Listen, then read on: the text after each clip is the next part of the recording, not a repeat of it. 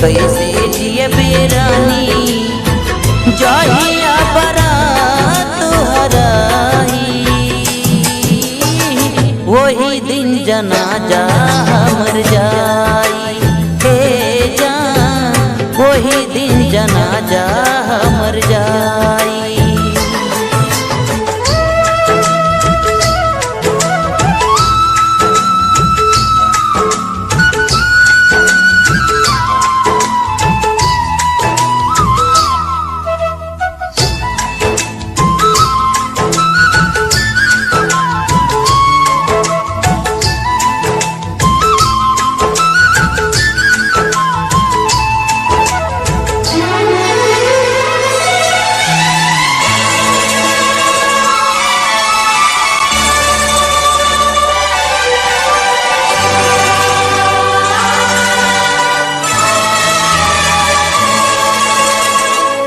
प्यार की कीमत कहाँ तो ही ये बुझाई तोहरी ओढ़निया हमर कफन बन के जाई।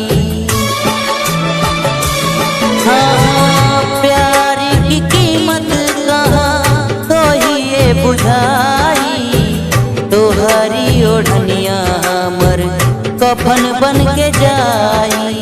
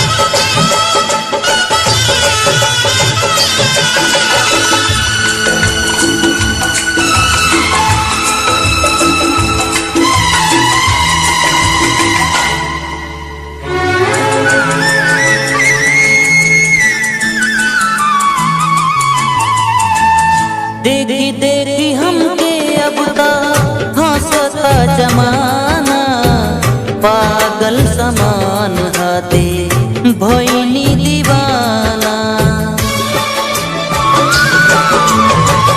देखी देखी हमके अब तक हंसेला जमाना पागल समान हाथे भइनी दीवाना। हमारा ये दिलवा के कोई देह पागल रात भर रोआ तारी तोहरे चलते जागल।